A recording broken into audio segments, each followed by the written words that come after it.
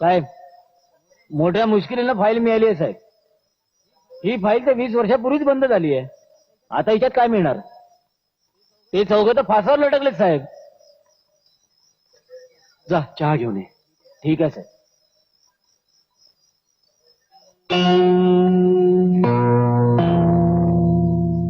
नाव Lawrence de Silva, वय 28, आरोप murder, शिक्षा फाशी.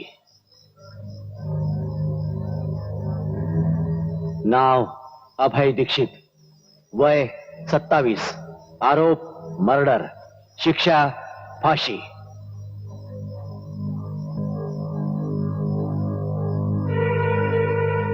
नाव अमर शर्मा, वय 26, आरोप मर्डर, शिक्षा फाशी.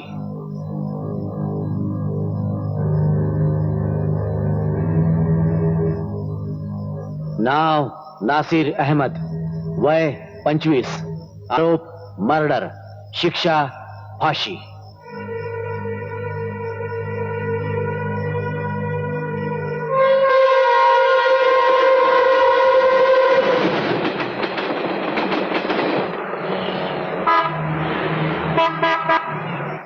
जाऊ दे बेकार. यार या मुलींना एवढं सुंदर का बनवलं देवाने? कारण आपल्यासारख्यांची संख्या वाढेल.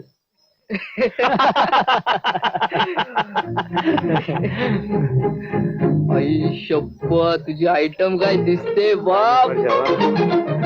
यार मनातलं बोलू का आज? अरे जा ना, जा जा जा. तुम्ही लोक येऊ नका. रुखसार, काय आहे? मला तुझ्याशी काहीतरी महत्वाचं बोलायचं आहे. रुखसार थांब ना. मला माहितीये तुला काय सांगायचंय ते. तुला हेच सांगायचंय ना की मी तुला खूप आवडते आणि तुला माझ्याशी लग्न करायचंय. हा, नमस्कार वहिनी. अरे यार, वहिनी? कोणाची वहिनी? कसली वहिनी? तुम्ही रागवलात की काय? हे माझे मित्र. हो का? मग मी काय करू? ते सुद्धा तुझ्याच सारखे आहेत. टवाळखोर नुसते, दिवसभर काही काम धंदा करत नाही, फक्त लोकांना छळायचं.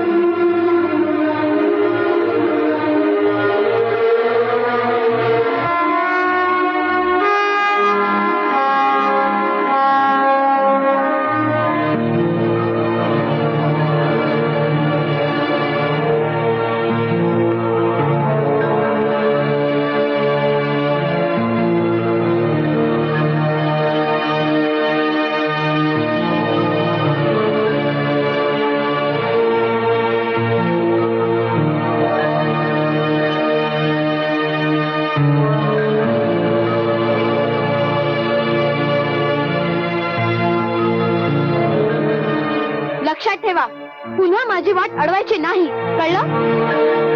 हो. प्रेम करतोय म्हणे. रुखसार ऐक तर.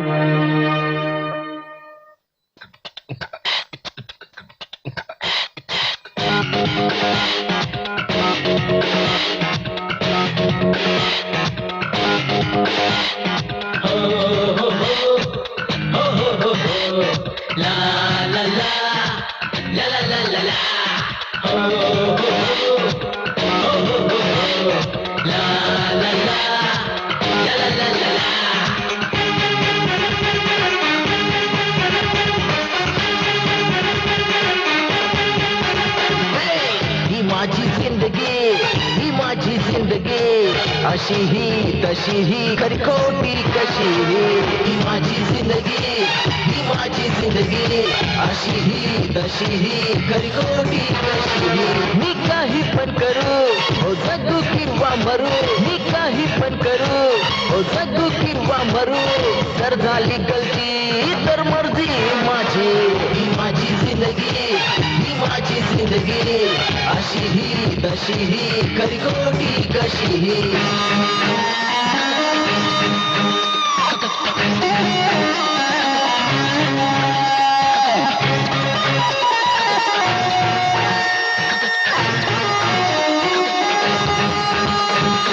माझ्या जगण्याचा वेगळा ढंग आहे, साऱ्या रंगाहुनी आगळा रंग आहे. माझ्या जगण्याचा वेगळा ढंग आहे, साऱ्या रंगाहुनी आगळा रंग आहे. आकाशी झेप द्यावी जगाचे स्वप्न आहे मित्रांशी मैत्री शत्रूंची शत्रुता रोजचा भेटतो तसं माझं आयुष्य. ही माझी जिंदगी ही माझी जिंदगी अशी ही तशी ही खरी खोटी कशी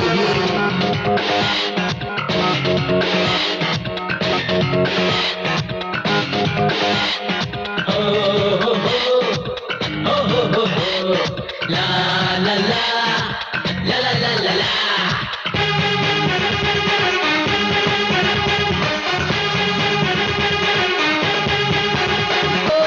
आव्हान पेलताना केली ही घोषणा होऊन वादळ जागव मना मना. आव्हान पेलताना केली ही घोषणा होऊन वादळ जागव मना मना. कुणी जात जाता उमठावा माझा ठसा तुरी माझ्या उमलते नवे स्वप्न आशा हेच लागली तरी थांबेल ना चालणं. ही माझी जिंदगी ही माझी जिंदगी अशी ही तशी ही खरी खोटी कशी ही.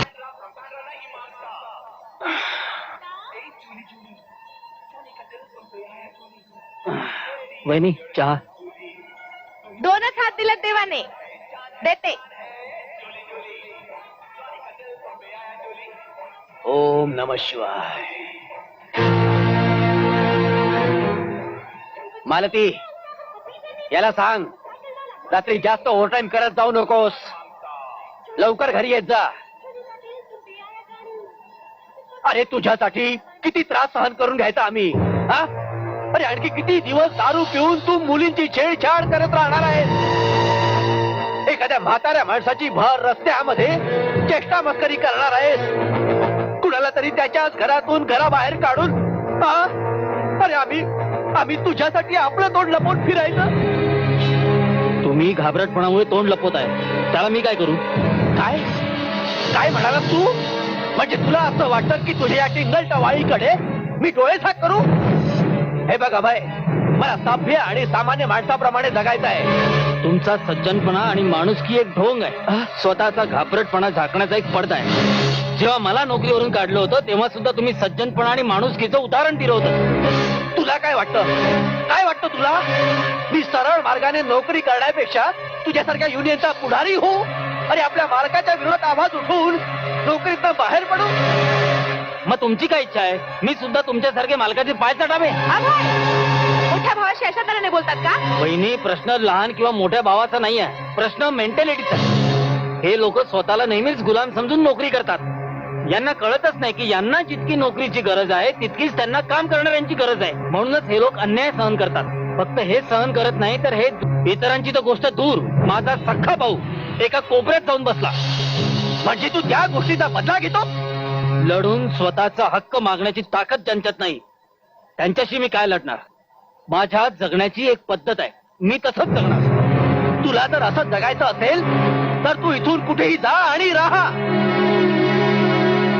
या घरावर जितका हक्क तुमचा आहे तितका माझाही आहे. हा? मला इथलं हवा पाणी खूप मानवत आहे. तुम्हाला मानवत नसेल तर तुम्ही इथं जाऊ शकता. माझी काही हरकत नाही. हो हो जाऊ बर का. नक्की जाऊ आम्ही. तेव्हा घर खरेदी करायची ऐपत ठेवू. हा नरक सोडून नक्की जाऊ आम्ही. समजला. जशी तुम्हा दोघांची मर्जी.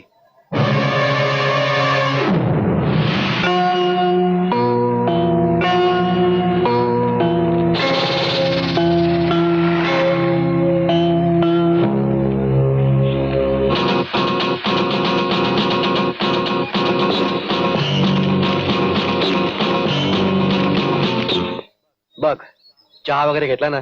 आता कामाची गोष्ट कर. हे शाण्या मी तुझी 2 रुपयाची चहा प्यायला नाही आलो आणि फालतू लफडा करू नकोस. आणि शेट्टी काय तुझा बाप लागतो का रे. हो शेट्टी माझा बाप लागतो. चल पुढे बोल. हे लॉरेन्स माझ्या डोक्याची आई बणी करू नकोस नाहीतर इथंच ठोकून देईल. धमकी देतोय का.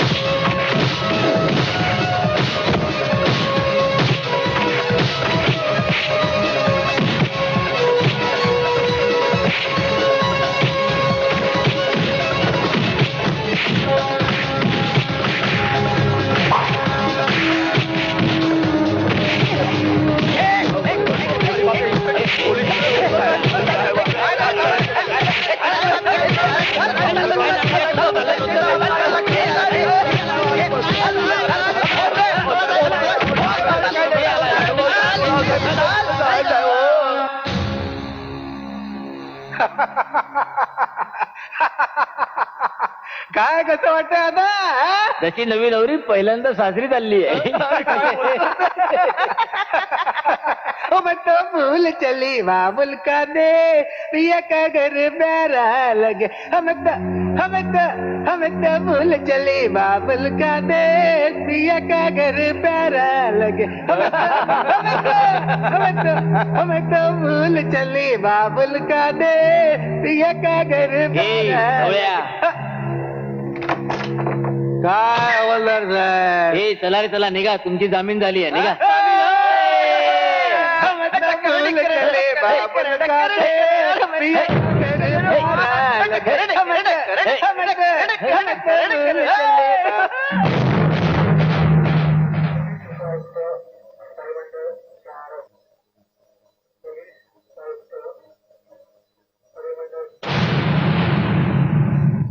हे बघ शेट्टी, कशाला भानगडीत पडतोयस तू?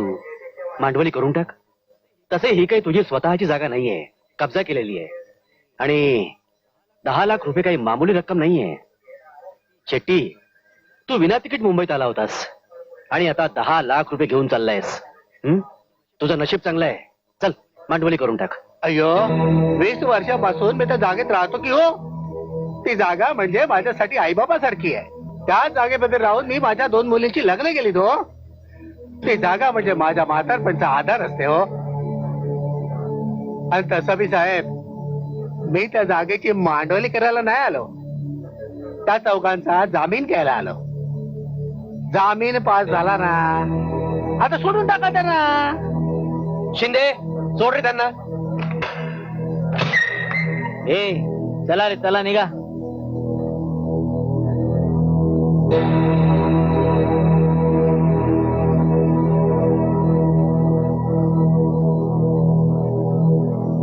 हे बघ शेट्टी, मी तुझ्या चांगल्यासाठी सांगतोय.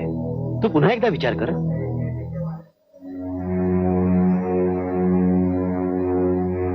मी विचार करेन. आता निघू.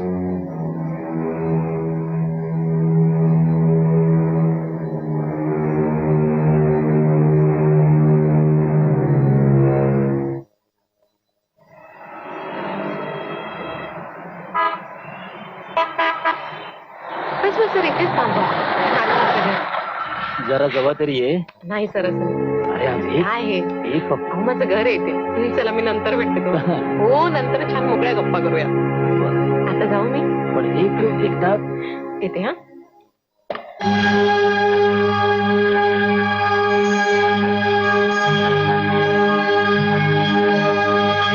बाय. बाय.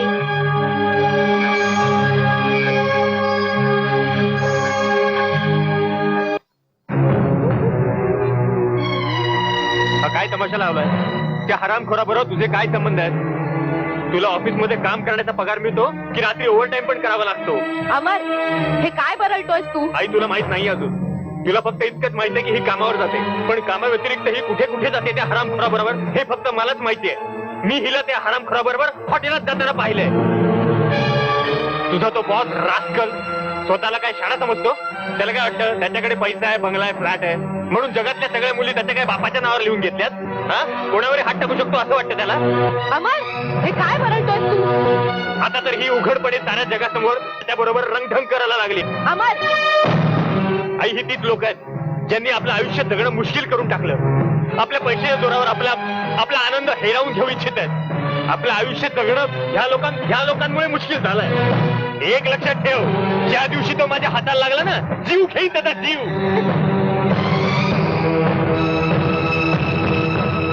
पण तू त्यांना मारू शकणार नाही, कारण तुझे ओरडणं, हे चिडणं एका हरलेल्या माणसाचं रडणं आहे. नाहीतर त्यांना शिवीगाळ करण्यापूर्वी आणि मला बरं वाईट बोलण्यापूर्वी एकदा तरी खरं काय ते जाणून घेण्याचा प्रयत्न केला असतास तू. अरे आज माझं लग्नाचं वय झालंय. मला सांग, इतर मुलींप्रमाणे माझे काहीच स्वप्न नाही, काहीच भावना नाहीत का रे माझ्या? पण माझं काय, स्वतःच्या लग्नाचा विचार सुद्धा करू शकत नाही रे मी तर. कारण मी जर या घरातून निघून गेले ना, तर हे घर उद्ध्वस्त व्हायला अजिबात वेळ लागणार नाही. रस्त्यावर भीक मागताना दिसाल तुम्ही सगळेच्या सगळे. मला सांगतोय आणि काय रे, तू मला नैतिकतेचा उपदेश देणार आहेस तू? अरे जा आधी एक नोकरी शोधून दाखव. आणि एवढीच जर या घराची आणि आपल्या बहिणीच्या इज्जतीची काळजी असेल ना, तर आधी एक नोकरी तरी शोध रे. आणि मग या घरावर आपला हक्क दाखव. आणि एक लक्षात ठेव, तुझ्यासारख्या बेकारांच्या भावनेची किंमत माझ्या नजरेत 2 पैशाची सुद्धा नाहीये. लक्षात ठेव.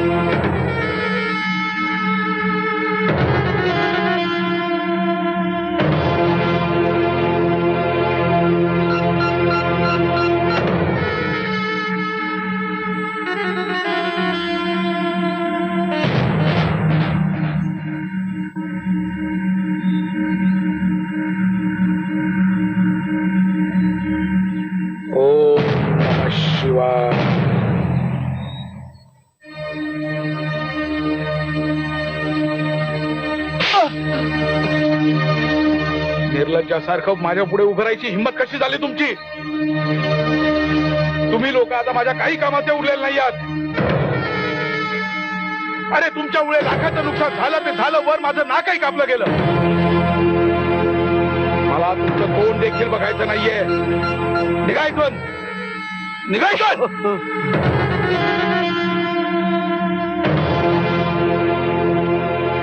Deshmukh, yes sir.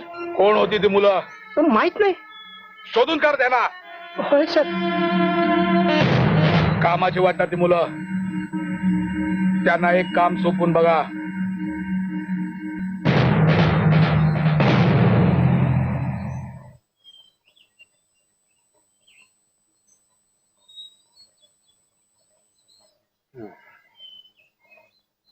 काय काम आहे? एकाचा गेम करायचा आहे. तर कोण करेल? तुम्हीच. काय समजून बोला तुम्हाला की गेम आम्हाला करावा लागणार? हा, काय समजतं काय आम्हाला? काय समजतं आम्हाला? हा, अरे मला माहित आहे तुम्ही बेकार आहात, तुम्हाला कामाची गरज आहे, म्हणून मी तुम्हाला काम घेऊन आलोय. अरे हा फक्त ऍडव्हान्स आहे. काम झाल्यानंतर मी तुम्हाला आणखीन 1 लाख देणार आहे. 1 लाख रुपये? ए चुप रे. नाही, आम्हाला या भानगडीत नाही पडायचं. तुम्ही हे पैसे उचला आणि निघा. चला निघा. हे बघा, परत विचार करून सांगा. तुझ्या लॉरेन्स यार, एक मारीन.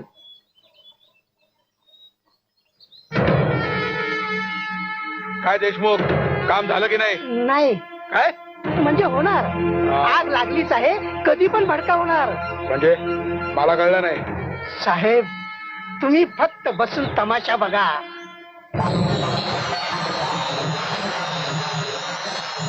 तुम्हाला काय वाटतंय मी काही चूक केली आहे? हा चूक केले. चायला चांगले पैसे मिळत होते. काय बिघडवलंय रे आम्ही तुझं? बिघडवलं वगैरे काही नाहीये.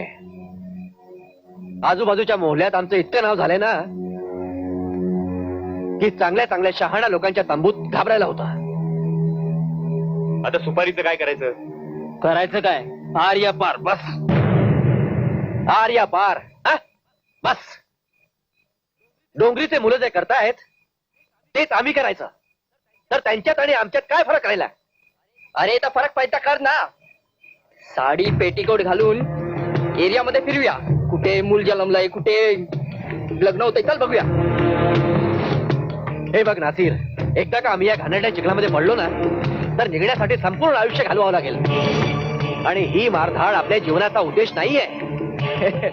खूप मोठा डायलॉग मारलास मित्रा, खूप मोठा. जिंदगी ध्येय बोल यार, तुझ्या जीवनाचा उद्देश काय आहे? साला गल्लीतला कुत्रा पण विचारत नाही आपल्याला. हे जे शराफाचे कपडे आहेत ना त्याच्यावरती बेकारीचा चिखल उडालाय. जसेही आहोत आम्ही मस्त आहोत. अरे काय घंटा मस्त आहे. आतून बाहेर आहे ना आपली हालत आहे ना पटली झाले. 2 वेळेचं जेवायचे वांदे आहेत, जेवायचे. खिशात पैसे पाहिजेत मग बघ काय ठाट असेल. नासिर, अरे दुनियाचं सोड, स्वतःच बघ. जेव्हा खिशात पैसे असतील ना तेव्हा अशी छाती ताणून चालतील. लोकांकडनं मान मराठा भिशीत तो वेगळा. जीवनाचा उद्देश हाच ठाट आहे. हीच ताकद आहे आणि हीच इज्जत आहे. आणि जर हीच इज्जत सांभाळून ठेवायची ना तर आपल्याला सुपारी घ्यावीच लागेल. लॉरेंस, नासिर बरोबर बोलतोय यार. 100 दिन बदनामी की जिंदगी जीने से अच्छा है 1 दिन की इज्जत की जिंदगी जी लो.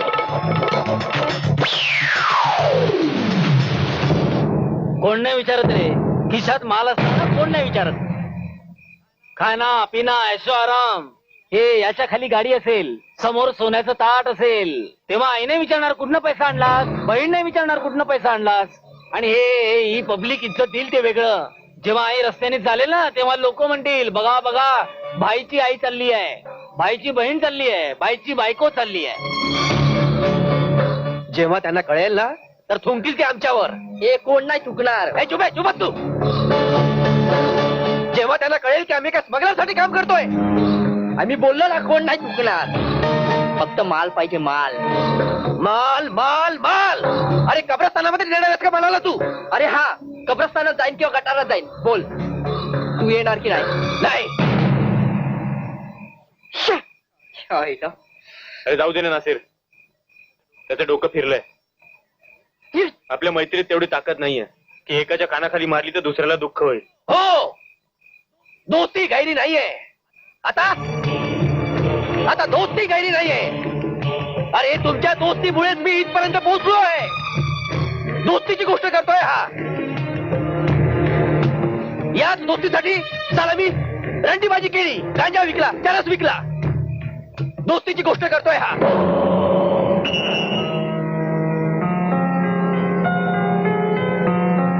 आता केव्हा करायचं काम ते बोल.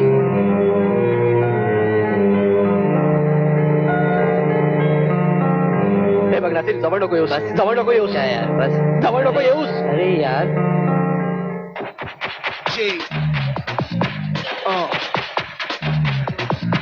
Brave Hearts, Nation, big things. Luciano, Overloaded, M.O.B. Deep, Zaki.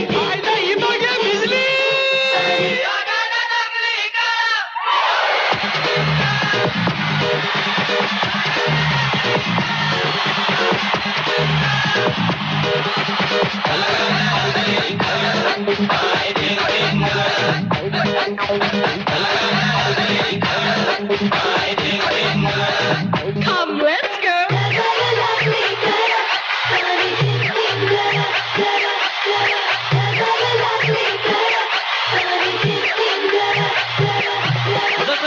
पोटात जीव घुटमळ तसं फिरतीच वाढतंय बळ तुझ्या तोंडाला तोंड माझं मिळ हकन हे बघून दुश्मन जळ वर डोक्याला लावली कळ आणि घेऊन गळ. डोक्याला लावली कळ आणि घेऊन गळ. चल ग राणी गाऊया गाणी फिरूया बापुरा संग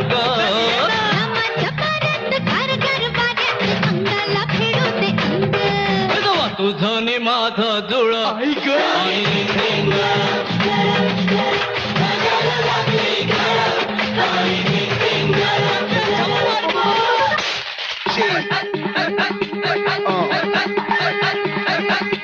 Brave hearts, nation, big things.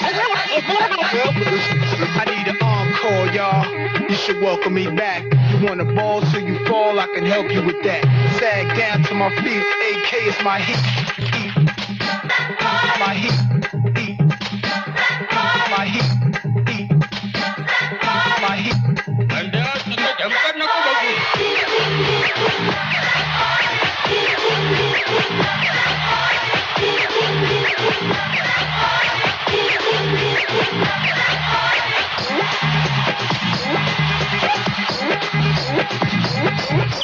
जमीन आपली उन्हानं तापली लाल लाल झाली या माती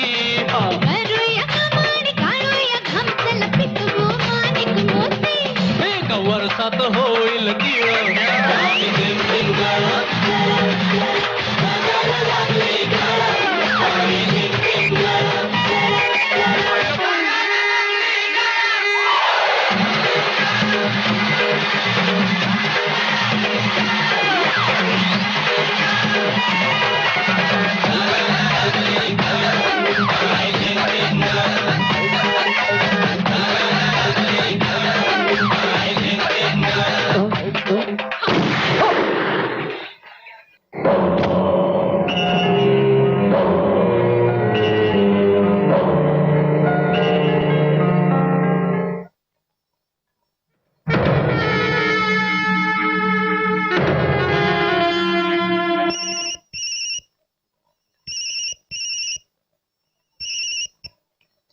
हॅलो. हा बोल. काम झालंय साहेब. ठीक आहे. मुलं कामाची निघाली, ठेवून घे त्यांना. ओके साहेब.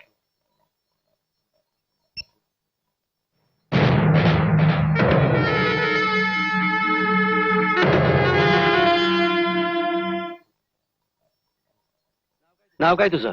श्याम शर्मा साहेब. बापाचं नाव सांगायला लाज वाटते का रे? पूर्ण नाव सांगताल? हो हो, श्याम गोपाल शर्मा. श्याम गोपाल शर्मा. डिस्को क्लब मध्ये केव्हापासून काम करतोस? 3 वर्ष. 3 वर्षांपासून. बरं मला हे सांग, ज्याचा खून झाला त्याच्याबद्दल तुला काय माहिती? काही नाही साहेब. ए जास्त हुशारी दाखवू नकोस हा, नाहीतर तुरुंगाच्या आत टाकीन. ज्याचा खून झाला त्याच्याबद्दल काय माहिती आहे तुला? सांगतो साहेब. आम्ही त्याला अविनाश भाऊ म्हणून ओळखायचो. कुणी केला त्याचा मर्डर? माहित नाही साहेब. ती पोरं बार मध्ये पहिल्यांदाच आली होती. 3-4 पोरं होती. 3-4 पोरं.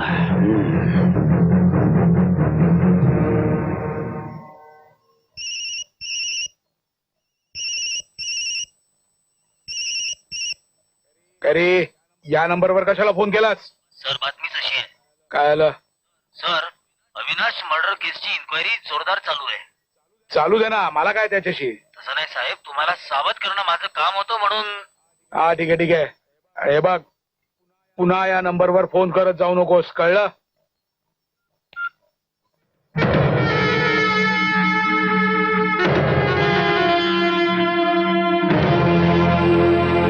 हॅलो.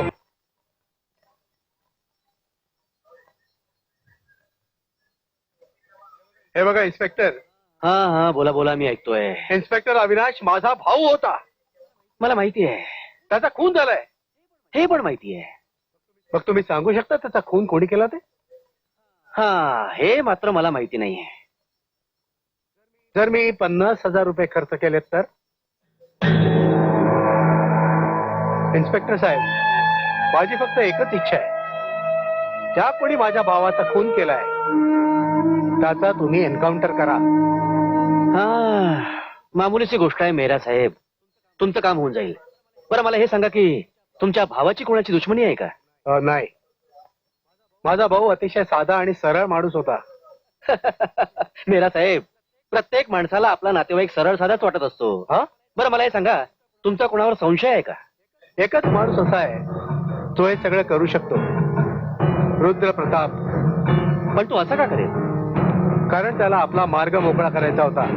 म्हणजे रुद्र प्रताप आणि मी कित्येक वर्षापासून एकाच एरियामधून इलेक्शन लढत होतो आणि प्रत्येक वेळेला मीच त्याला मात दिली आहे. पण या वेळेला मी माझ्याऐवजी माझ्या भावाला त्या एरियामधून लढवणार होतो. का अचानक हा बदल का? कारण मी त्याच विभागातून MLA साठी उभा राहू इच्छितो. पण त्याने तुमच्या भावाला का मारलं? कारण त्याला खात्री होती की कुठल्याही परिस्थितीत मी माझ्या भावाला त्या एरियामधून निवडून आणीन म्हणून. आणि म्हणूनच त्यांनी त्याच्या मार्गातला काटा साफ केला. ठीक आहे मेहरा साहेब, तुम्ही काळजी करू नका. लवकरच तुम्हाला गुड न्यूज मिळेल. थँक्यू. वेलकम.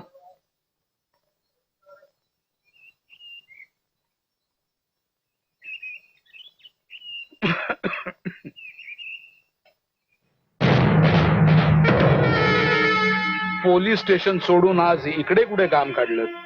उघड आहे, तपास करायला आलोय. तपास? कसला तपास? आदित्य मेहराला ओळखतच असाल ना? हो. मग त्याचा भाऊ अविनाश मेहरालाही आपण ओळखत असाल? हो, पण त्याच्याबरोबर आमचे काही फार जवळकीचे संबंध नव्हते. हा, ऐकलंय की त्याला कोणीतरी कुत्र्यासारखं मारलंय. हा अगदी खरं ऐकलंय तुम्ही. आणि मारणारा सुद्धा कुत्र्याच्या मौतीनच मरेल, आणि त्याला मी मारेन. मारा मारा, खुशाल मारा. हा, या जमिनीवरचं थोडं वजन कमी होईल. पण मला एक कळत नाहीये, तुम्ही हे सगळं मला का सांगताय? यासाठी की आदित्य मेहराचा संशय आपल्यावर आहे. मग? आणि त्यांचं म्हणणं असं आहे की त्यांचा भाऊ अविनाश याच्या खुनामध्ये तुमचा हात आहे म्हणून. बस याची चौकशी करायला आलोय मी. इन्स्पेक्टर, हातच नाही, पाय पण आहे आणि मी पण आहे. इन्स्पेक्टर, हे राजकारण आहे, तुम्हाला नाही समजायचं. तो मदारी बनून तुम्हाला नाचवतोय माकडासारखं, आणि तुम्ही नाचताय त्याच्या तालावर. हा, कोण कोणाला नाचवतंय हे तर कळेलच.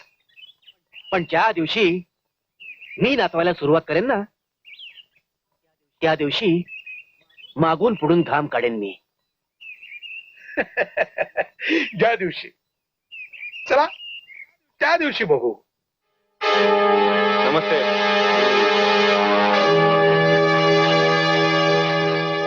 चौघे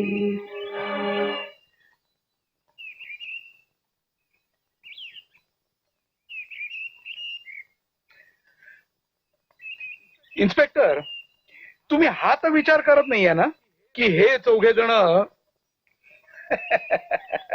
हे माझे कार्यकर्ते आहेत? नमस्कार. नमस्कार साहेब. नमस्कार. जा. इन्स्पेक्टर,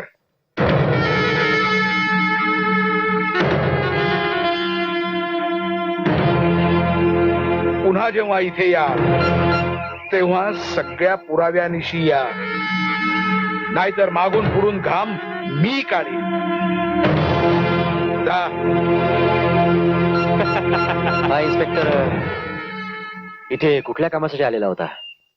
डिस्को मर्डर केसची इन्क्वायरी करायला आलेला. डिस्को मर्डरची इन्क्वायरी? अरे सोडा ना यार, तुम्ही कशाला काळजी करताय? मी आहे ना तुमच्या बरोबर. अरे तुमच्या केसालाही कोणी धक्का लावणार नाही. ऐ, चल कामाचं बोलूया. एकाला उडवायचंय. पैसे? 2 पेट्या. नाव? आदित्य मेहरा. म्हणजे अविनाश मेहराचा भाऊ. बरोबर ओळखलंस. काम होणार तुमचं. भेटणार कुठे? तो ऑफिसला जाताना एका देवळात जातो. तो रस्ता एकदम निर्मनुष्य आहे.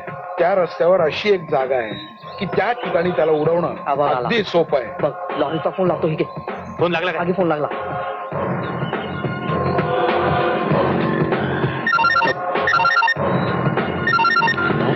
काय रे?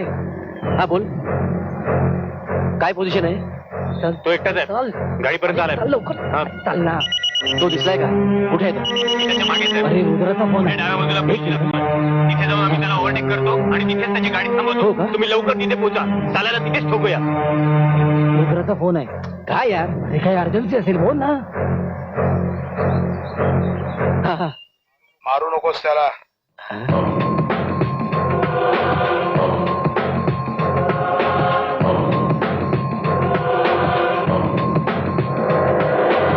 आणि पळव लवकर. मला घेऊन एवढं सांगितलं होतं. आणि मी पण पळवतोय ना. आता ह्याची ही खटारा त्याच्यापेक्षा जास्त स्पीडने नाही पळत. त्याला मी काय करू?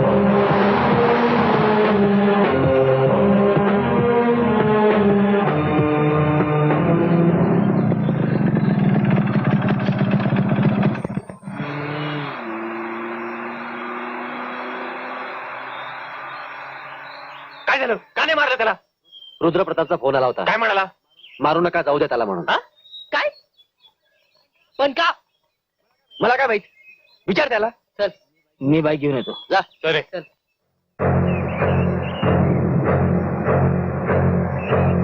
तुम्ही असं का केलं? हे बघ या राजकारणाच्या गोष्टी आहेत. कधी कधी राजकारण खेळावं लागतं. परंतु आम्हाला हे कळायला हवं की तुम्ही असं का केलं. तुमच्यासाठीच आम्ही त्याला मारण्याची एवढी मोठी रिस्क घेतली होती. हे बघ पायरी सांभाळून वागत जा. म्हणजे हे बघ एक गोष्ट लक्षात ठेव. सगळ्या गोष्टी समजावून सांगणं आवश्यक वाटत नाही. आणि तसंही जीवनाच्या वाटेवर छोटे मोठे धोके पत्करावेच लागतात. ते सगळं ठीक आहे हो, पण तुमचा खेळ तर पडद्याच्या मागणच आहे ना. अरे हा तर गारुड्याचा खेळ झाला ना. इथे तुम्ही पुंगी वाजवली आणि आम्ही तिथे नाचत बसलो. ऐ! मला फालतू गोष्टी ऐकायची सवय नाहीये. तुम्ही तर केव्हाही सरड्यासारखे रंग बदलत असता. अशा माणसासोबत आम्ही कधीही काम करू शकत नाही. Good bye.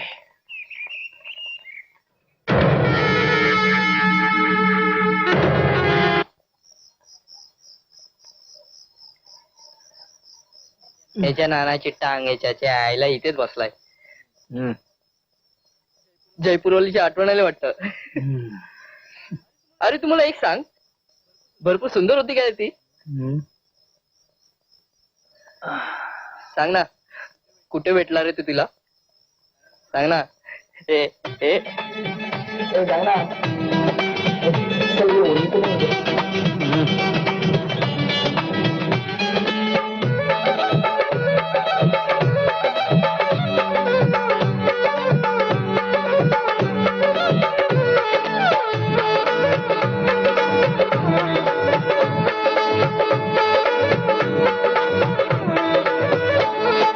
पोरगी जयपूर वाली माझं नाव विचारे. हा पोरगी जयपूर वाली माझं नाव विचारे. पोरगी जयपूर वाली माझं नाव विचारे. घेईल ती काळज काढून, घेईल ती काळज काढून काम विचारे. पोरगी जयपूर वाली, पोरगी जयपूर वाली माझं नाव विचारी. पोरगी जयपूर वाली माझं नाव विचारे.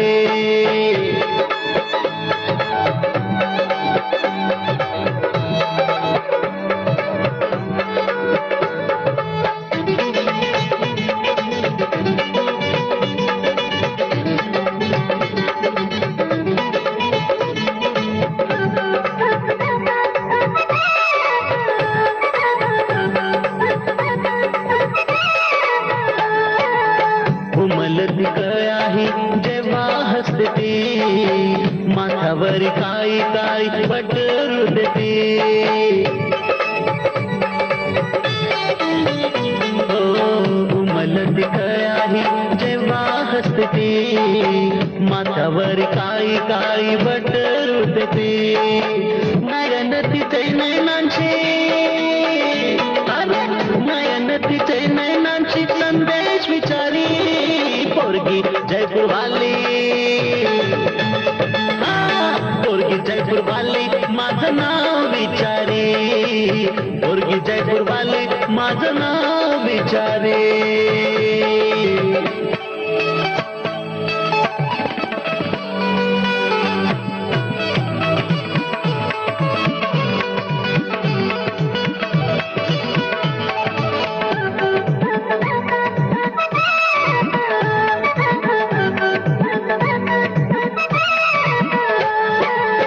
चंद्रासारखा मुखडा होता होठ गुलाबी भान हरपले पाऊन चाल शराबी चंद्रासारखा मुखडा होता होठ गुलाबी भान हरपले पाऊन चाल शराबी कमरेवरी वेणी कमरेवरी वेणी ही नागिन झुलवी पोरगी जयपूर वाली पोरगी जयपूर वाली माझं नाव विचारी पोरगी जयपूर वाली माझं नाव विचारी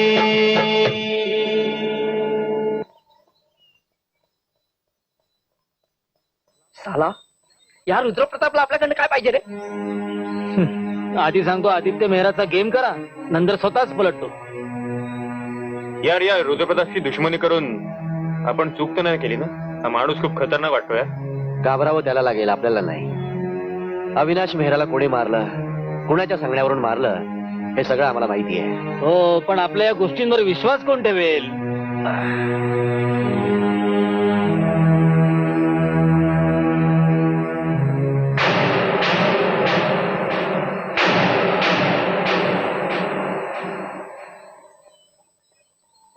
भाऊसाहेब तुमच्यापैकी लॉरेन्स कोण आहे? हा का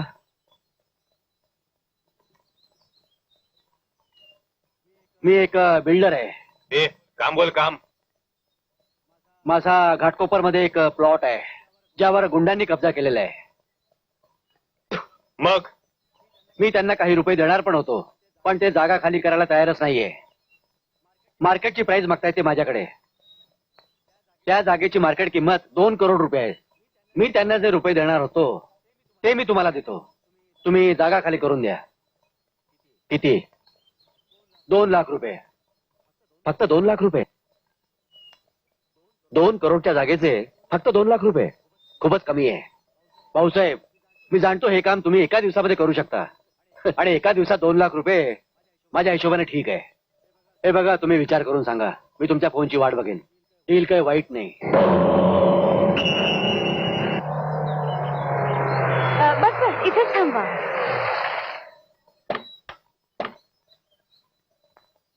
या या या नमस्कार नमस्कार या भैया सामान उतारिये. एवढं सामान आहे आई तू जा मी सामान घेऊन येते. या या या तुम्हाला दाखवतो. सगळं सगळं अगदी चकाचक साफ करून ठेवलेलं हो, आहे. रंग पण नवीन करून और वो भी. घेतला. सगळ्या सगळ्या सोयी आहेत. पाणी व्यवस्थित आहे एकदम. कुठे आहे कुठे आहे ती? हे बघ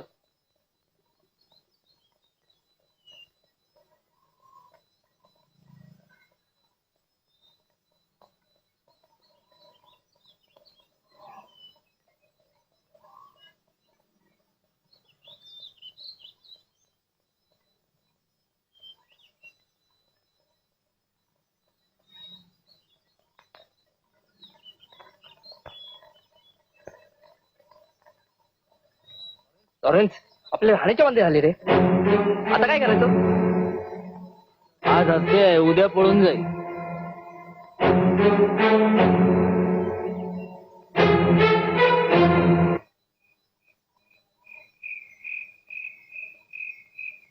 अरे यार टॉवर केव्हा बनेल? अरे पण तुम्हाला करायचंय काय? हा आम्ही इथं बसलोय ना, इथे बसलोय आम्ही. अरे पण बसून बसून इथे खायला प्यायला काही पाहिजे ना. सगळं मिळेल बाबा तुम्हाला इथे सगळं मिळेल. मग कशाला तुम्ही काळजी करताय? कोणी येऊ अर्थवा नाही येऊ. पप्पू कुठे गेलाय रे? कुठे गेलाय पप्पू?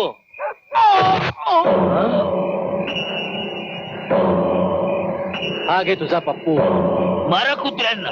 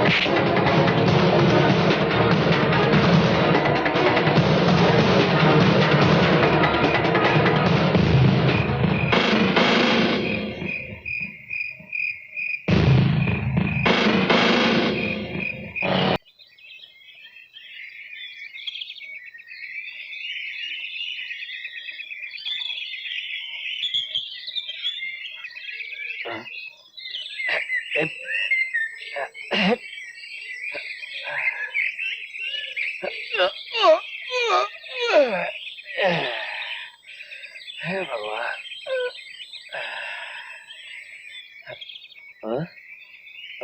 चहा.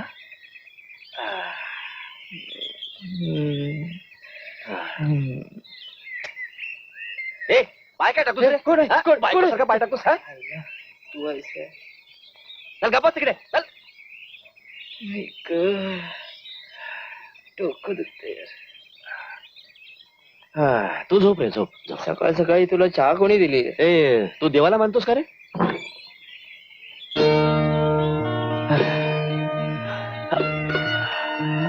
Good morning. कशी झाली झोप? चहा प्या. चहा प्या.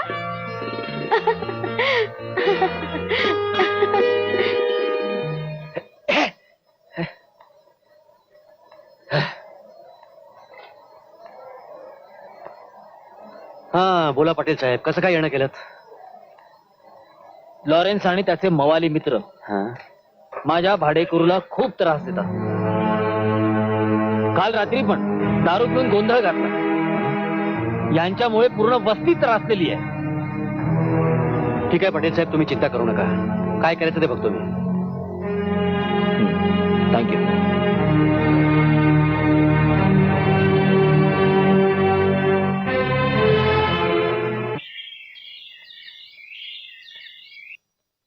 काय वर्मा, कसं काय चाललंय?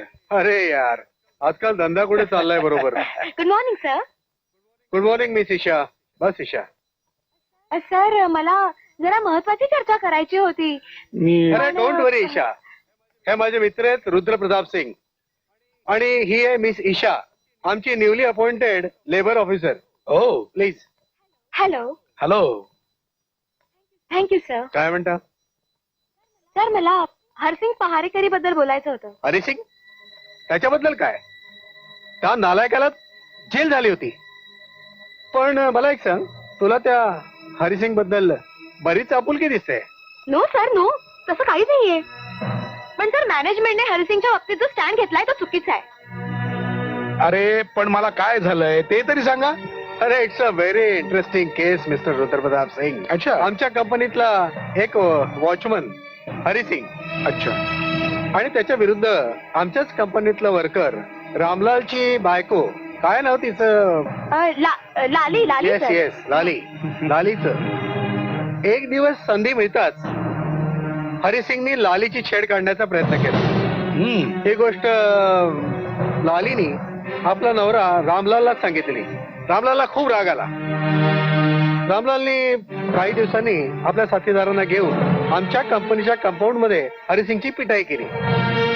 इतकी की त्याचे 2 हात आणि 1 टांग फ्रॅक्चर झाली. बिचारा रामलाल तर जेलमध्ये गेला, पण तो कमीना हरिसिंग या कंपनीच्या विरुद्ध या इंजुरीसाठी कॉम्पन्सेशन मागत होता. I don't think is got any business to claim such compensation. तो त्याच्या व्यक्तिगत दुश्मनीचा परिणाम आहे. पण मला एक कळत नाहीये, हे कॉम्पेन्सेशन कशासाठी? अरे ही लूट आहे. सर हे चुकीचं आहे. सर खरं तर लाली गुरं चालण्यासाठी आपल्या कंपनीच्या कंपाऊंड मध्ये यायची. हरिसिंगने तिला बऱ्याचदा सांगूनही तिने ते ऐकलं नाही. शेवटी हरिसिंगने तिला धमकी दिली की रामलालची कंप्लेंट मॅनेजमेंट मध्ये करेन. सर आणि हे लालीने रामलालला सांगितलं, आणि हे जेव्हा रामलालला कळलं तेव्हा म्हणजे सर रामलालने हरिसिंगला मारहाण केली सर. आणि हरिसिंगला जेव्हा मारहाण झाली तेव्हा हरिसिंग ड्युटीवर होता, आणि म्हणून सर त्याला आपल्याला कॉम्पेन्सेशन द्यावंच लागेल. एक गोष्ट सांग मला तू ईशा, तू काम कंपनीसाठी करते की कामगारांसाठी? सर पगार तुम्ही देता, परंतु माझं काम तुम्हा दोघांचे संबंध चांगले ठेवण्याचं आहे. काय तू हे नाही समजत की जर कंपनीचं नुकसान झालं तर आमचे आणि तुमचे संबंध चांगले राहतील? सर यातून कंपनीचा फायदाच होणार आहे. तो कसं काय? सर खरं तर सगळ्या कामगारांना माहितीच आहे, पण फक्त मॅनेजमेंटमुळे गप्प आहेत. आणि सर आता जर आपण हरिसिंगला कॉम्पेन्सेशन दिलं नाही तर सगळ्या कामगारांचा मॅनेजमेंट. यार आपण तर तिच्याकडे रागाने बघत होतो, पण तिला आपल्याशी मैत्री करायची असं वाटतंय. काय करायचं आता बोल. एक गोष्ट तर मानावीच लागेल, इतकं वाईट बोलल्यावर सुद्धा तिने आपल्यावर ब्लँकेट टाकलं, प्यायला चहा पण दिला. मला वाटतं आपण त्यांची माफी मागायला हवी. हा बरोबर बोलतोय. परंतु माफी मागेल कोण? तू मागशील? आता काय करायचं? ए चला रे उठा. चला, उठा. काय साहेब, उठा. आता आम्ही ए, काय उठ. केलं? हा हे तर उघड आहे की तुमच्या हातून काही चांगलं सत्कार्य घडलं नसेल. चला तुम्हाला साहेबांनी बोलवलंय. ए यांना घरी गाडी. ए, ए, चल, उठ. चल, चल. उठ, अरे चल, बाबा, चल. ए, तू पण चल. ए, चल, काय हा, करतो? येतो. चल, उठ. अरे, अरे, अरे. उठ. ए, अरे साहब, चल चल चल. आपली पण काहीतरी इज्जत आहे एरिया. ए, चल रे, चल, मोठा रे, इज्जतवाला. चल, आरामात. चल, तुला अरे, अरे, अरे. चल, चल, तुला दाखवतोच. तुम्ही मी तुला इथे जामीन देण्यासाठी आलेलो नाहीये, कारण माझी तेवढी ताकद सुद्धा नाहीये. मी तुला फक्त एवढं सांगण्यासाठी आलोय की मी माझी दुसऱ्या शहरात बदली करून घेतलेली आहे, आणि माझ्या मुलाबाळांना घेऊन मी इथून जाणार आहे सकाळच्याच गाडीने. आणि मी तुला माझा पत्ता सुद्धा देणार नाही, आणि तो तू मागण्याचा प्रयत्नही करू नकोस. आपण दोघे सख्खे भाऊ असून सुद्धा कधीही एका विचाराने एकत्र राहू शकलो नाही. हे असून नसलेलं नातं काय उपयोगाचं? ते इथेच तोडलेलं बरं.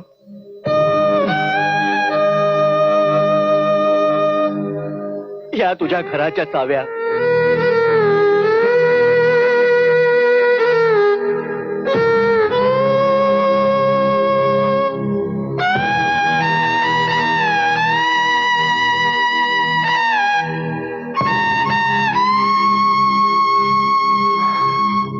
आज मी खूप आनंदात आहे. 4 वर्षानंतर एक नवीन वळण आलंय माझ्या आयुष्यात. 4 वर्ष जेव्हापासून नोकरी केली आहे त्रिशंकू सारखं जगतोय मी. काही करू शकत नव्हतो, कारण माझे संस्कार रोखत होते, ज्यांची भीती माझ्या मनात होती. दादा, नातेवाईक, आजूबाजूचे सगळ्यांच्या नजरेतून उतरलो होतो मी. सगळीकडे कोण मारा. आज दादाने नातं तोडून खूप उपकार केलेत माझ्यावर. स्वतंत्र आहे मी, काही करू शकतो. कोणीही थांबवणार नाही, कोणाची पर्वा नाही.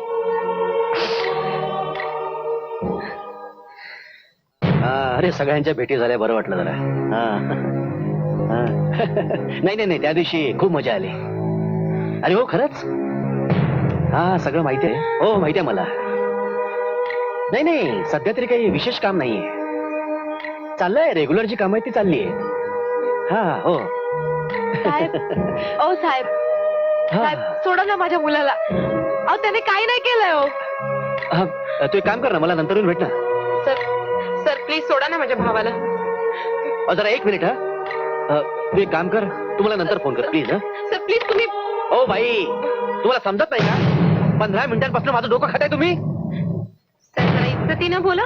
ए मोठी आणि इज्जतवाली, तू मला शिकवतेस इज्जतीनं बोलायला? या इन्स्पेक्टर खानला शिकवतेस कुणाची कसं बोलायचं ते? चला निघा इथून, चला. एवढी चिंता आहे आपल्या मुलाची, तर दुसऱ्याच्या घरासमोर दारू पिऊन नाटक करतो तेव्हा काय नाही थांबवलं त्याला?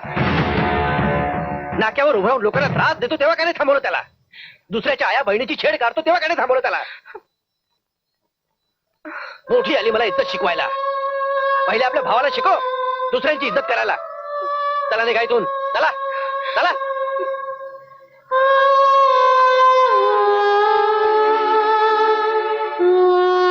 थांबा काकू, एक मिनिट. इन्स्पेक्टर साहेब, मला सांगा तुम्ही या दोघांना का अटक केली? तुम्ही कोण? मी ईशा, ईशा कुलकर्णी. अच्छा अच्छा, तुम्ही ईशा कुलकर्णी. हो.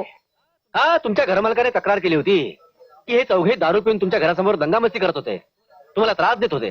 अच्छा, म्हणजे घरमालकाने सांगितलं आणि तुम्ही विश्वास ठेवलात. त्यांनी हे सांगितलं ना की ही लोक मला त्रास देतात म्हणून. पण मी विचारते, यांच्या विरुद्ध मी तुमच्याकडे कोणती लेखी तक्रार केली नाही ना? मग मला यांच्यापासून कुठल्याही प्रकारचा त्रास नाही. तुम्ही यांना ताबडतोब सोडून द्या. आणि हे बघा, हे माझं आयडी कार्ड. मी एक समाजसेविका आहे.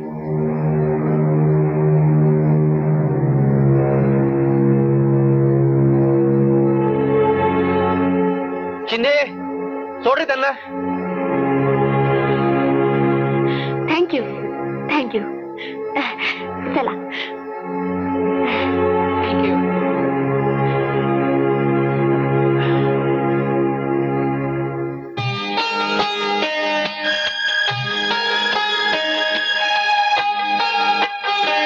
इतकी शक्ती आम्हा दे तू दाता, विश्वास मणीचा ढळोला. इतकी शक्ती आम्हा दे तू दाता. प्रार्थना आहे, रोज संध्याकाळी दिवे लागण झाल्यावर आम्ही म्हणतो. आई तर लहानपणापासून म्हणतेय.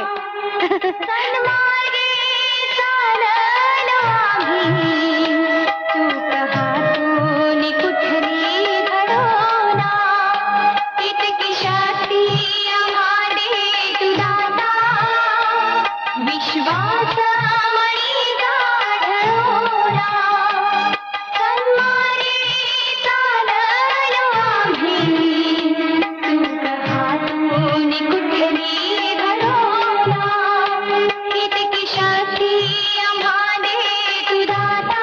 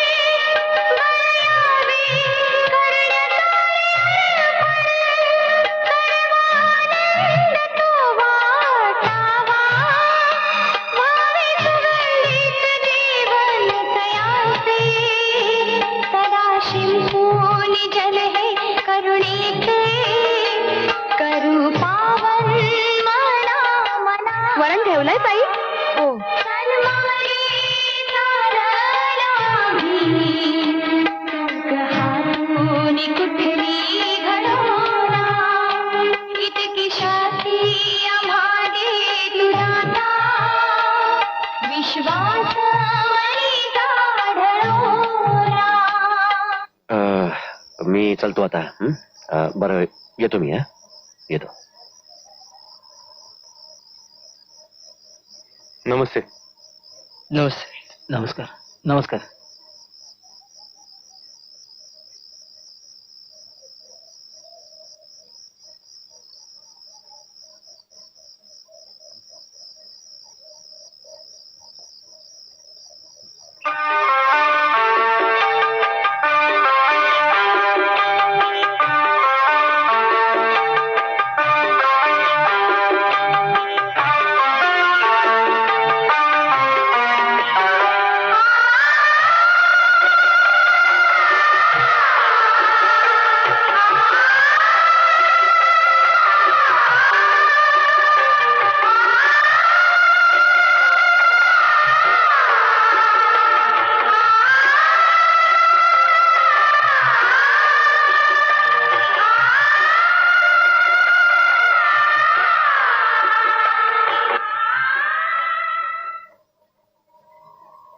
हा ठीक आहे, मी प्रयत्न करतो. हा ओके. अरे या मेरा साहेब, या बसा. इन्स्पेक्टर साहेब, तुम्ही फक्त बसवणच जाणता की कामही करता? मला वाटलं तुम्ही इथे भेटणार नाही, कुठे चौकशी करत असाल. पण तुम्ही तर तुमच्या खुर्चीला असे चिकटलात की जसा एखादा नेता आपल्या खुर्चीला चिकटून बसतो. जोपर्यंत ती खुर्ची हालत नाही तोपर्यंत तो सुद्धा हालत नाही. आता खुर्ची हलवायची वेळ तर तुमची आहे. म्हणजे की रुद्रप्रतापच्या बोलण्यावरून असं समजतं की त्याला खुनाबद्दल सगळी माहिती आहे. मग तुम्ही त्याला अटक का नाही करत? हे बघा मेहरा साहेब, फक्त संशयाच्या बळावर आम्ही अटक करू शकत नाही. हा, त्यांच्याकडून जर आणखी काही गोष्टी आपण काढून घेतल्या तर आपण मुळापर्यंत पोहोचू. आणि तुम्ही जर आणखी काही पुरावे दिलेत तर आपण अंतिम निर्णयाला पोहोचू. मग इन्स्पेक्टर तुमची गरजच काय? सगळ्याच गोष्टी जर मला करायच्या असतील तर तुम्ही कशाला हवेत? हे बघा मेहरा साहेब, अजूनपर्यंत काही पुरावे आमच्यापर्यंत आलेले नाहीयेत आणि कुणाचं नाव पण आलेलं नाहीये. नाहीतर आतापर्यंत तुरुंगाच्या आत असते. फक्त एकदा कळायला हवं की हे काम त्यांनी कोणाच्या मार्फत केलंय. मग बघा मी काय करतो ते.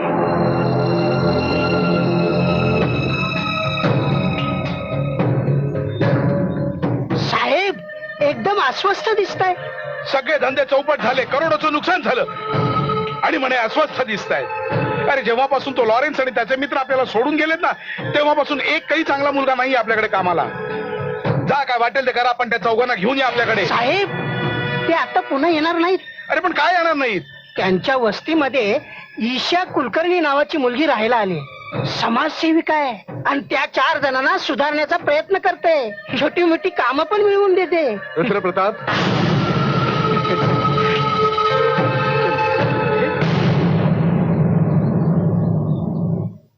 या मेरा साहेब, या आपण आलात, आमचं नशीब फळफळलं. बसा बसा. थँक्यू. देशमुख साहेब साहेबांकरता चहा पाण्याचं बघा. ठीक आहे. बोला मेरा साहेब, काय सेवा करू?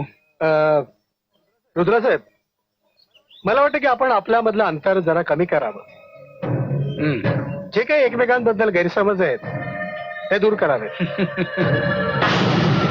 मेरा साहेब, मी माझा मदतीचा हात कायम पुढे केला होता, पण तुम्ही दुर्लक्ष केलं. एक गोष्ट माझ्या लक्षात येत नाहीये की तुमचा संशय आहे की मी तुमच्या भावाचा खून केला, आणि असं असून सुद्धा तुम्ही माझ्याकडे हात मिळवण्यासाठी हात पुढे करताय. रुद्रा साहेब, राजकारणामध्ये सगळ्याच गोष्टी चालत असतात. रात गई बात गई.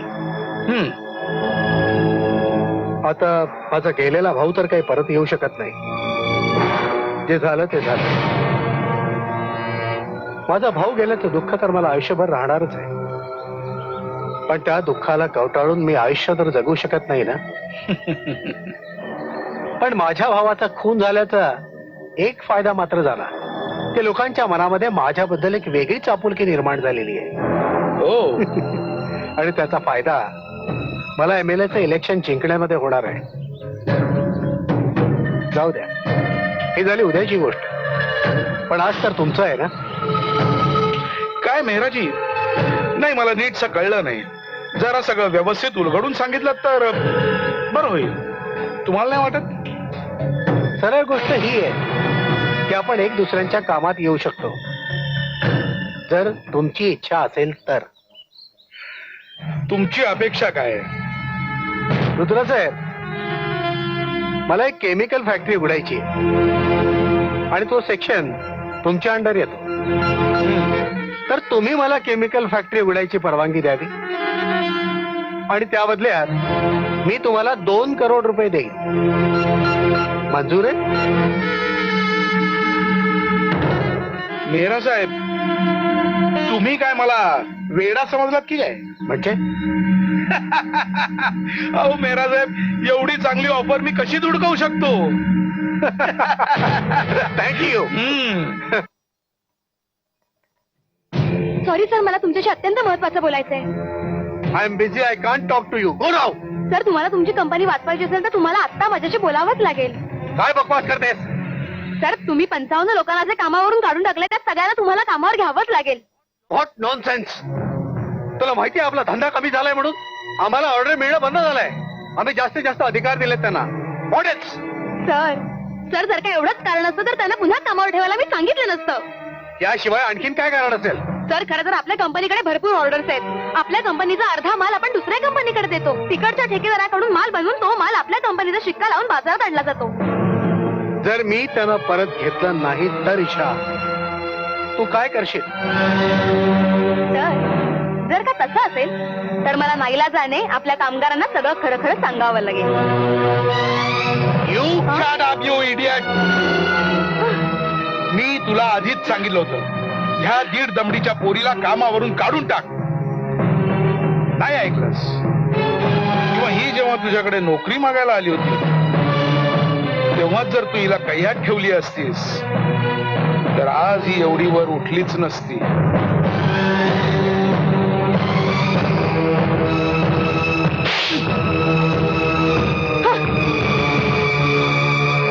खोर.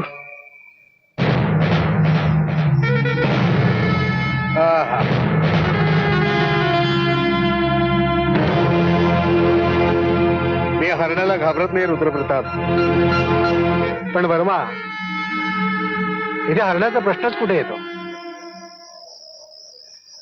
धंद्यात नुकसान आणि बाईकडून मात हे आपल्या तत्वात बसत नाही. आणि तसंही तुम्ही त्या मुलीला कामावरून काढून टाकलंय. आणि जोपर्यंत तुमच्या कर्मचाऱ्यांना घाटकोपरच्या फॅक्टरी बद्दल कळेल, बरोबर आहे तोपर्यंत तुमची सगळी कागदपत्र तिथून गायब झालेले असतील. आणि तिथे कोणी दुसऱ्याचाच माल बनत असेल. ज्या ऑर्डर मी पूर्ण करू शकत नाही त्या मला सोडाव्या लागतील. यामध्ये मला लाखो करोड रुपयाचं नुकसान होईल. पण या मुलीनी मला बर्बाद करून टाकलं. वर्मा, एक मामुलीशी पोरगी ऑफिस मध्ये येऊन आपल्याला धमकावून जाते, आपल्या कंपनीला धोका निर्माण करते आणि आपण काही करत नाही. आणि मग ही सत्ता पैसा काय कामाचा? म्हणजे तुमचं म्हणणं काय? मला तिला धडा शिकवायचा आहे. मला तिला शिक्षा द्यायची. मी तिला नाही सोडणार वर्मा. सोड यार. खरी शिक्षा ती असते रुद्रप्रताप, जी आयुष्यभर भोगावी लागेल. आणि जर मुलगी गुन्हेगार असेल तर त्याची मजाच काही वेगळी आहे.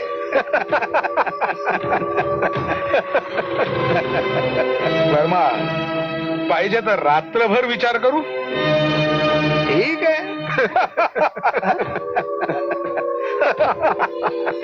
रात्रभर वाट बघण्याची गरज नाही, ती इकडेच येते.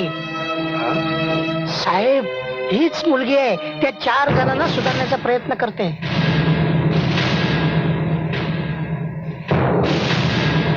बघा कशी आले. मग हा कुठे होता तेव्हा? हा झाडावर बसला होता. माझ्यासारख्या उड्या मारत होता, मी बघितलं. अरे ईशा, ईशा, ईशा, काय झालं? ईशा, अगं काय झालं? कोण होतं ते? सांग, कोण होतं ते? सांग ना गं. ईशा, कोण होतं? बघा. सर तू तू इथे काय घ्यायला आलेस? सर आज सकाळी मला ऑफिस मधून टर्मिनेशन लेटर मिळालंय ज्यात माझं चारित्र्य आणि मिसबिहेवियर बद्दल लिहिलंय. ते मुळीच खरं नाहीये सर. मला वाटतं तुम्ही ते लेटर परत घ्यावं. असं आहे काय? म्हणजे तू इथे सौदा करायला आली आहेस? म्हणजे तुझ्या चुकीची तुला जाणीव झाली तर? अजिबात नाही. मी इकडे माझा राजीनामा द्यायला आले आणि राहिला प्रश्न सौद्याचा.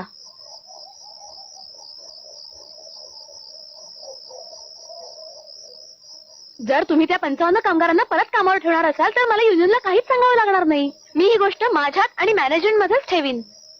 अच्छा, पण तू इथून गेल्यानंतर कोणाला काही सांगायच्या लायकीचीच राहणार नाहीस. आमच्याशी गद्दारी केल्याचा परिणाम तुला आज कळेल. सर, त्याला सोडा मला. गालावर थप्पड मारली होतीस ना?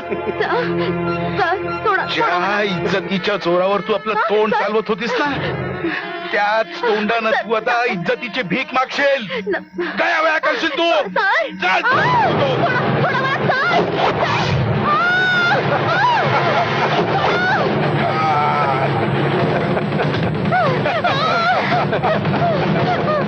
मजा आला. जा तू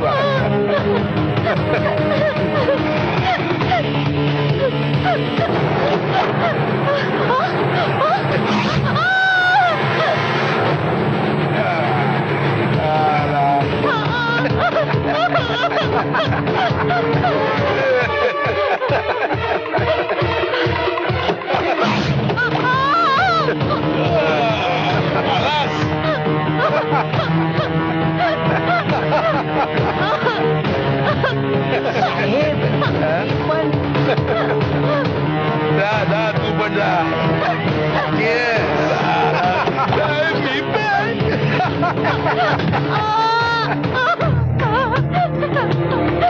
नको जाऊस, थांब. सोड मला. नाही जाऊ दे. नाही, मी तुला नाही जाऊ देणार ना. प्लीज नको जाऊस. आणि मला हे कळत नाही की तू माझ्या इथं खासगी जीवनात का लक्ष देतोय. अरे हा तुझा खाजगी मामला आहे.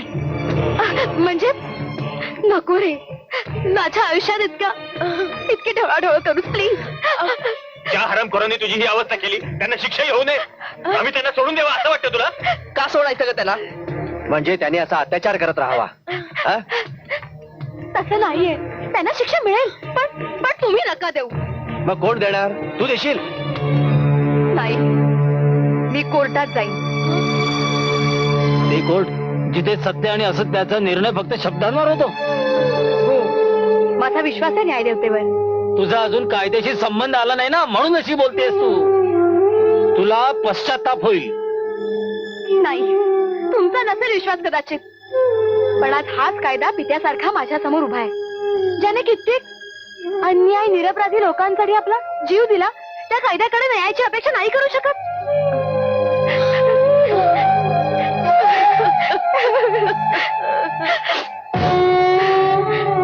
बलात्कार साबित करणे फारच कठीण असतं. त्यामुळेच अपराधी सबळ पुराव्याअभावी सुटून जातात. तर मग आम्ही काय करायला पाहिजे?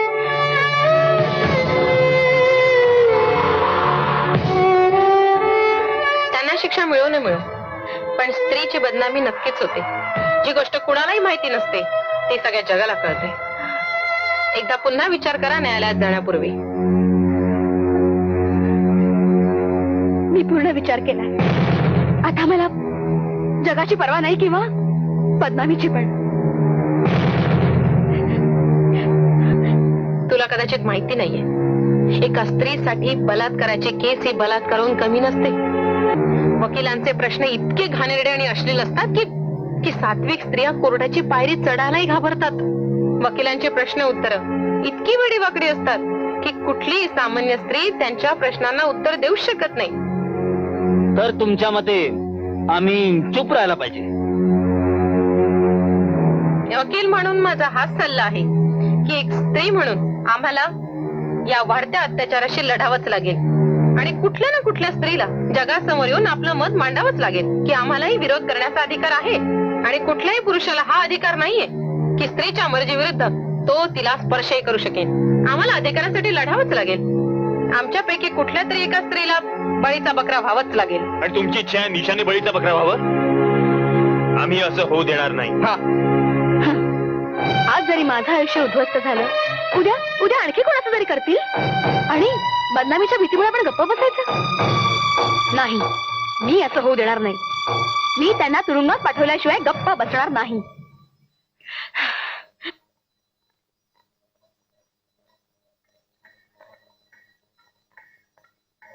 Mister Khanna, you may proceed now. Thank you milord.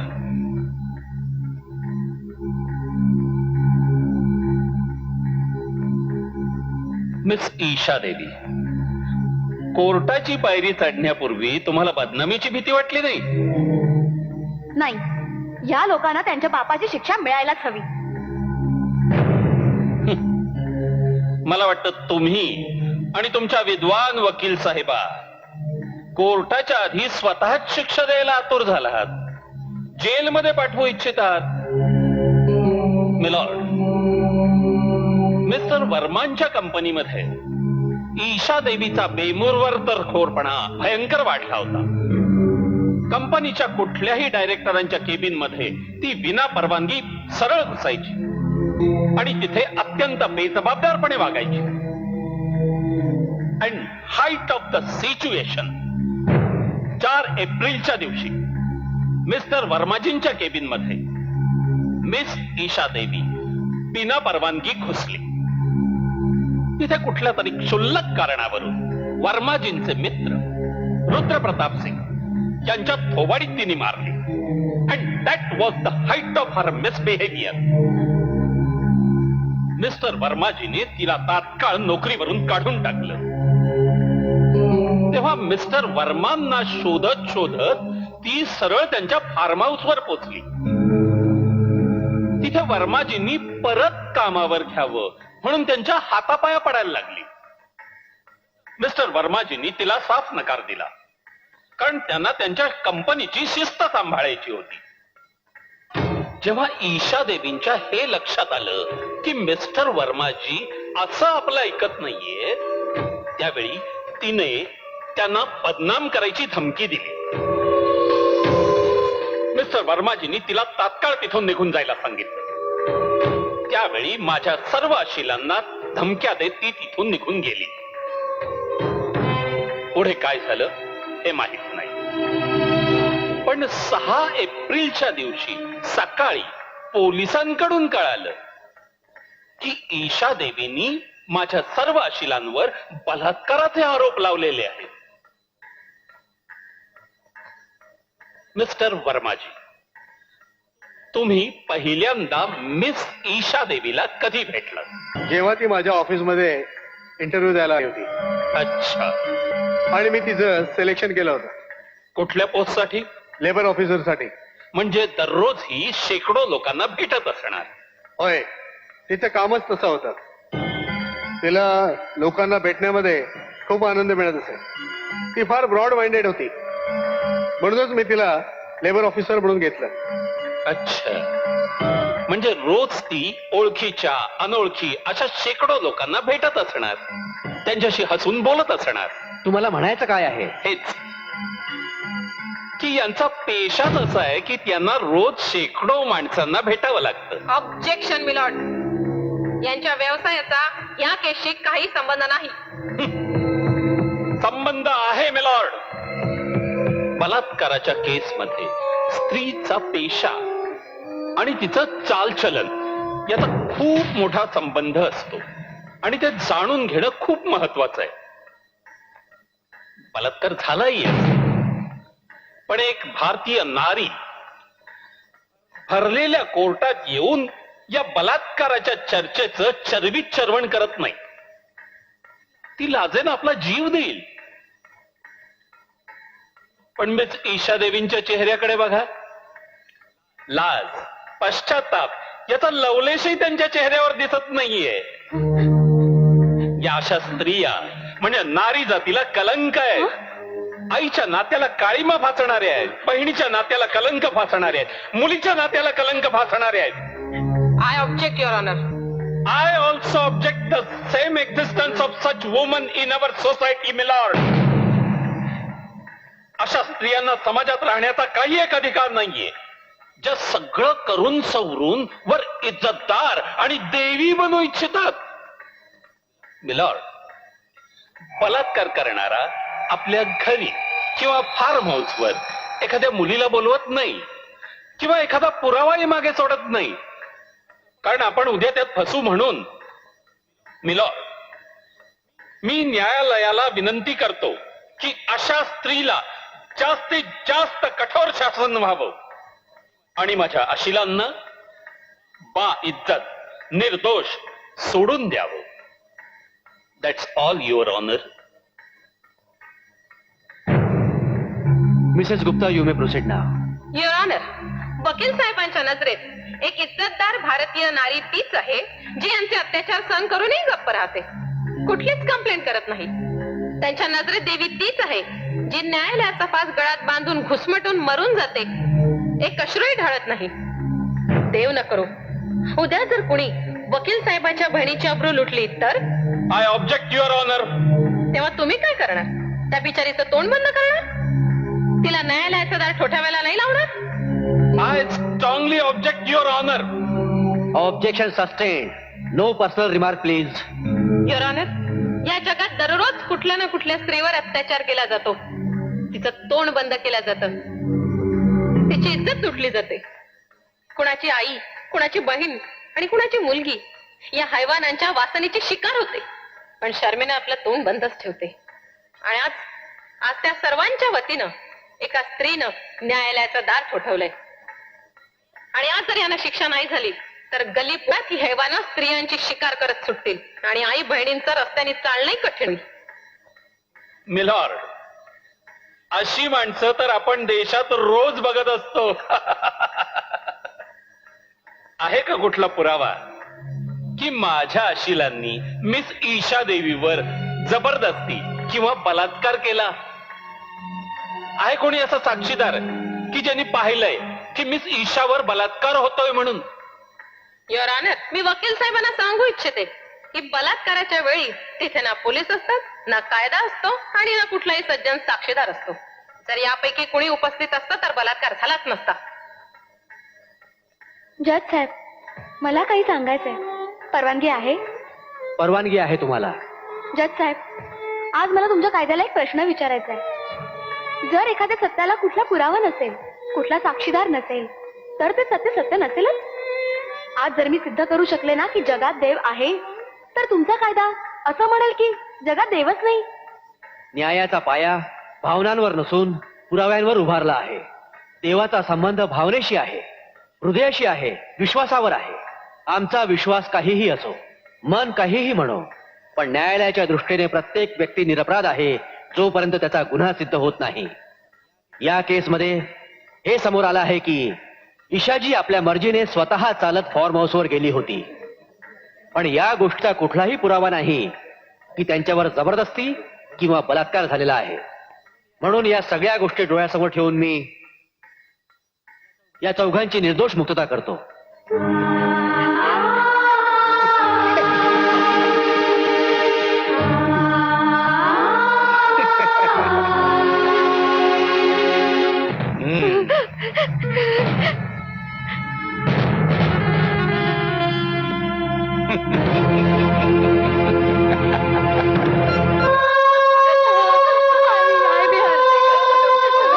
आई, तुम्ही सगळे जिंकलात.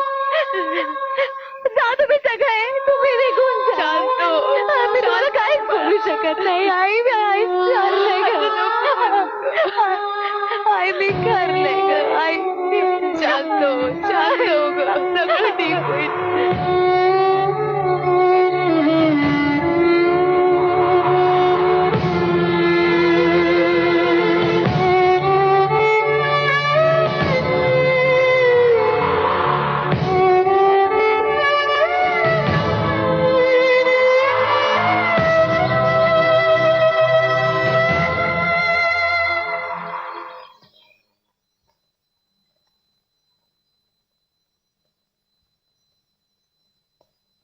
वाचवा वाचवा.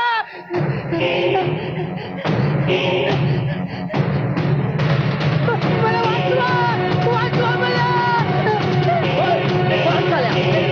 पळ आता. झाल्या विश्वास चमच्या.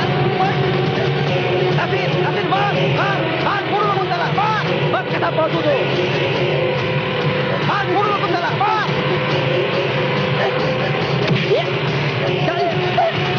मला कोर्टामध्ये बसून उडत होता. आता पळ. आता तुला थांब दाखवतो तुझ्या आईच्या गावात चाल्या. नासिर, चला, मार, मार.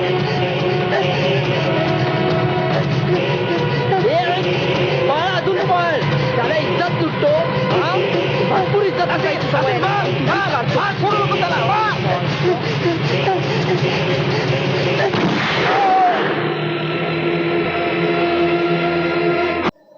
हे बघ मेहरा, हे बघ माझ्या टेंडरचं काय झालंय.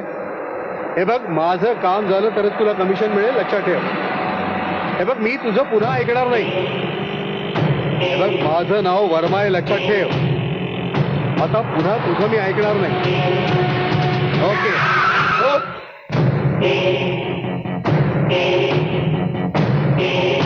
ए,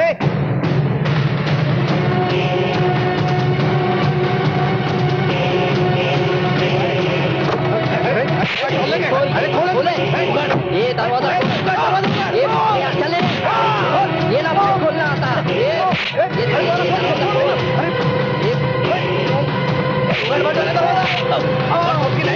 दुसऱ्यांच्या आया बहिणींना आपला बाबाचा नाव समजतो. रामखोर.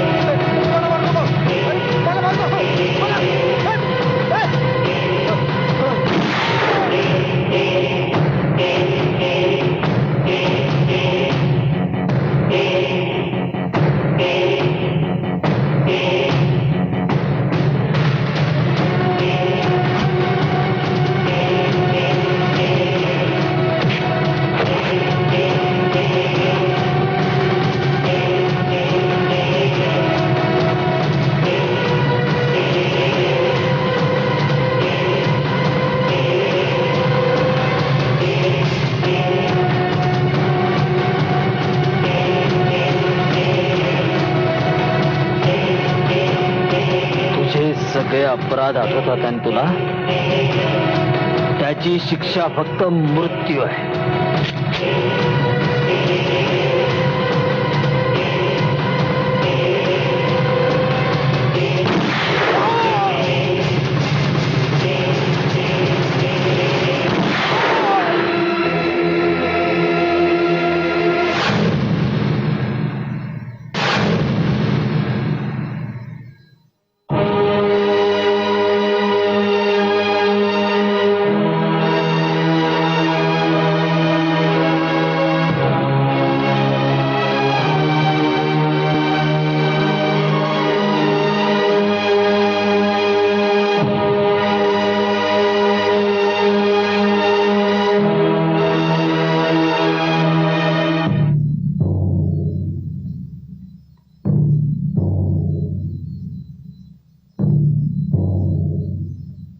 माय लॉर्ड, ज्या गुन्ह्यासाठी आम्हा सगळ्यांना या कटघऱ्यामध्ये उभं केलेलं आहे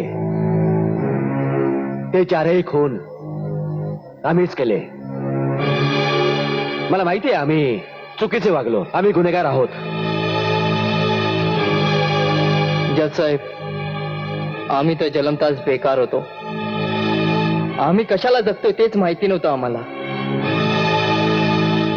ती ईशा होती ना, ईशा, तिने आम्हा सर्वांना फुटपाथ वरून उचलून चांगल्या मार्गी लावलं. पण चांगल्या त्या हरामखोरांनी सगळं मातीत मिळवलं. पहिले 9 महिने सतत आम्ही त्यांच्याबद्दल चौकशी केली, तेव्हा आम्हाला कळालं आमच्यासारखी बरीच लोक आहेत ज्यांना त्यांनी फसवलंय. आम्ही जो गुन्हा केला आहे तो फक्त ईशावर झालेला अत्याचार आणि अन्यायाचा बदला नव्हता. आम्हाला अंकुश आणायचा होता या समाजावर. आम्ही विचार केला की हाच शेवटचा आणि बरोबर मार्ग आहे. तुम्ही आम्हाला फाशी दिलीत तरी काही तक्रार नाही, वाईट इतक्याच गोष्टीचं वाटतं की ईशा जी आमचा आदर्श होती त्याच आदर्शावर बलात्कार झाला. कायद्यानं तिला न्याय देण्यात असमर्थता दाखवून बदनामीच्या अंधकारात ढकलून दिलं. तेव्हा आम्ही हे घोषित केलं की आम्ही आमच्या पद्धतीनं प्रतारित आदर्शाला न्याय देऊ. आम्ही त्या सैतानांना मारून समाजातली घाण साफ करण्याचा प्रयत्न केलाय. पण ही परिस्थिती दारुण आहे जज साहेब. मी तुम्हाला विनंती करतो जज साहेब, हा जो आपला कायदा आहे हा अपूर्ण आहे. त्याला आणखी मजबूत बनवा जेणेकरून आमच्यासारखे तरुण भावनेच्या भारात कायद्याला हातात घेऊ. मी आपल्याला विनंती करतो तुम्ही समाजाला असा अंकुश लावा की समाजातून नेहमीसाठी तिरस्कार संपायला हवा, अगदी संपूर्णपणे. मी आपल्याला हात जोडून नम्रपणे हीच विनंती करतो जज साहेब. सगळे पुरावे आणि साक्ष लक्षात घेता कोर्ट या चौघांना फाशीची शिक्षा देत आहे.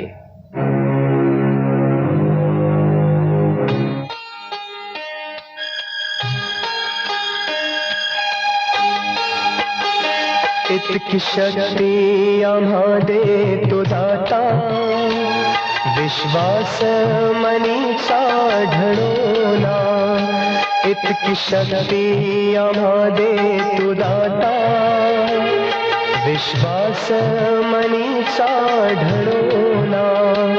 सन्मार्गे चाललो आम्ही, सुख हातून कुठली घडोना. इतकी शक्ती आम्हा देतो दाता, विश्वास मनीचा ढळोना. सन्मार्गे चाललो आम्ही, सुख हातून कुठली घडोना. इतकी शक्ती आम्हा देतो दाता, विश्वास मनीचा ढळोना.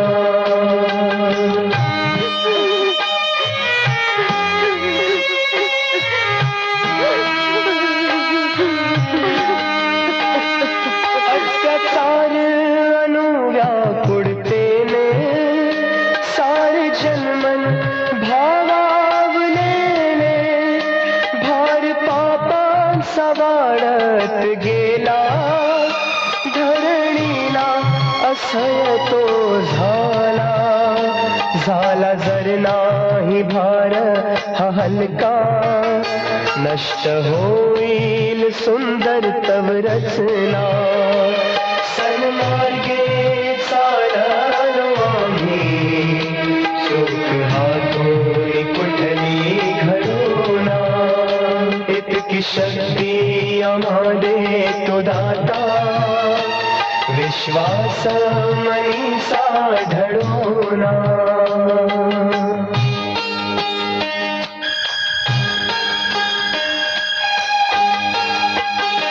आम्ही अंधारात तू दे प्रकाश, भोगू कर्माची आम्ही आमच्या शिक्षा. मृत्यूलाही कवटाळू आनंदे, काल घडले ते पुन्हा ना घडावे. मृत्यूलाही कवटाळू आनंदे, काल घडले ते पुन्हा ना घडावे. सन्मार्गे चाललो आम्ही, सुख हातून कुठली घडोना. इतकी शक्ती आम्हा देतो दाता, विश्वास मनीचा ढळोना. सन्मार्गे चाललो आम्ही, सुख हातून कुठली घडोना. इतकी शक्ती आम्हा देतो दाता, विश्वास मनीचा ढळोना. सन्मार्गे चाललो आम्ही, साहेब तुमच्या डोळ्यात अश्रू काय झालं साहेब? घडोना. शिंदे, दुनियेच्या नजरेत ते चौघेही गुन्हेगार आहेत, पण माझ्या नजरेत ते देवता आहेत. विश्वास मनीचा ढळोना. हे तेच 4 जण आहेत ज्यांनी माझ्या आईवर झालेल्या अन्यायाचा बदला घेऊन तिला न्याय मिळवून दिला. म्हणून हे चौघेही मरून सुद्धा माझ्यासाठी अमर आहेत, अमर. इतकी शक्ती आम्हा देतो दाता, विश्वास